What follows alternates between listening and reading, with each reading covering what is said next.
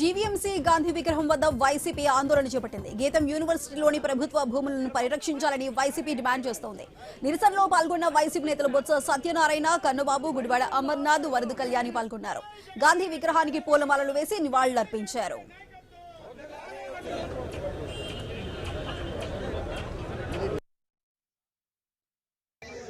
సుమారు 5,000 కోట్ల రూపాయలు విలువ చేసే భూమిని చంద్రబాబు నాయుడు గారి కుటుంబ సభ్యులు వారి తనయుడి తోడనుడు విశాఖపట్నం ఎంపీ సరటి గారి యూనివర్సిటీ కార్యక్రమాన్ని ఖండిస్తూ దీన్ని అడ్డుకోవడం జరుగుతోంది.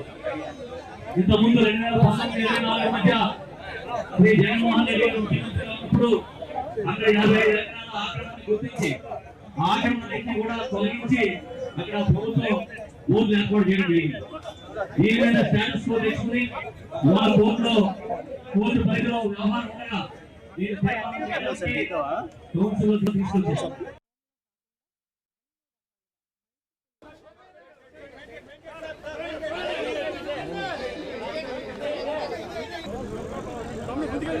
ముందుకెళ్ళు అన్న, ఇంకా ముందుకెళ్ళు.